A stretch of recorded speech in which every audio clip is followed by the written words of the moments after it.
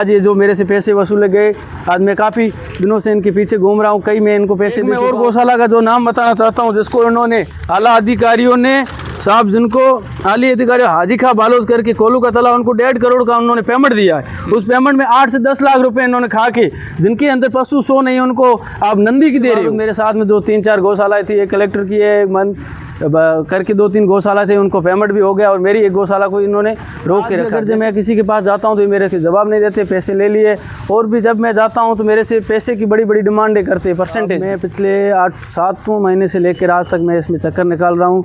जो मैंने इनको कुछ ज्ञापन दिए थे जो 21/8/2025 को, उस ज्ञापन पे जो मेरे ये दिए हुआ है उसको न तो उसको मार करके दे रहे, न उसका कोई जवाब दे रहे हैं डॉक्टर साहब। उस जवाब में उसमें ये दिया कि मेरे को जवाब नहीं दिया, उसको मेरी एप्लीकेशन को जाके कूड़े में फेंक दी।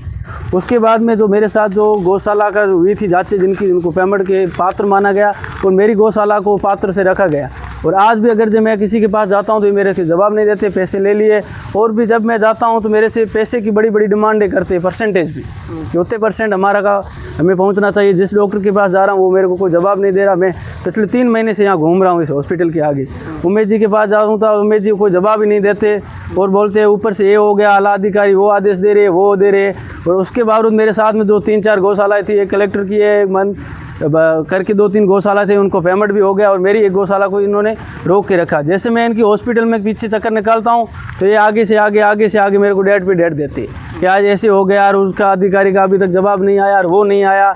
और आज ये जो मेरे से पैसे वसूले गए, आज मैं काफ़ी दिनों से इनके पीछे घूम रहा हूँ, कई मैं इनको पैसे दे चुका हूँ। वो अधिकारी ऐसे मेरे सामने आ जाए कि हमें नहीं दिए तो वो मैं उनको बता रहा हूँ तो ये मेरे को जवाब ही नहीं दे रहे। एक से एक किसने और कितने पैसे मांगे साहब, लाख रुपए की डिमांड कर रहे हैं। मैं 2-2.5 लाख रुपए पेमेंट इनको लाख रुपए की डिमांड पे मैं दे दूं तो फिर मैं गौशाला में गायों को क्या खिलाऊं।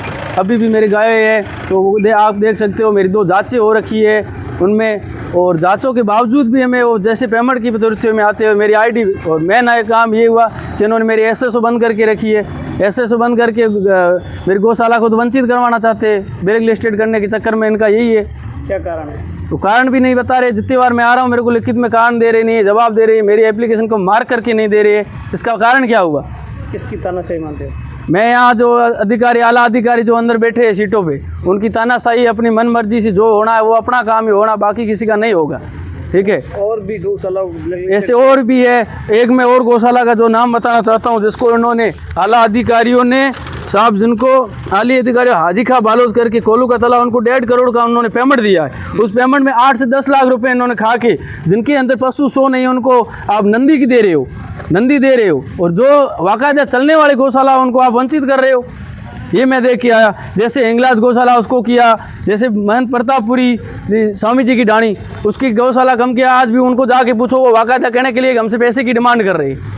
परसों ये डिमांड की बात आई, भादरिया के अंदर जांच आई थी, अभी उस जांच को एकदम ऐसे बुझा दिया कि कुछ हुआ ही नहीं। वहाँ से 5-7 लाख रुपए ये पेमेंट हड़प के आ गए।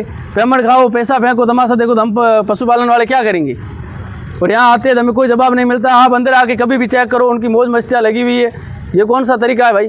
अब क्या मांग है आपकी? हमारी गौशाला में जो चल रहा है, 2 साल से 2 जांचें हुई है, उनको ब्लैक लिस्टेड करने की इनकी मनमर्जी चल रही है। उसको ब्लैक लिस्टेड करना चाहते हैं ताकि मेरे पास पैसे देने के लिए कोई डिमांड इनकी पूरी कर दे।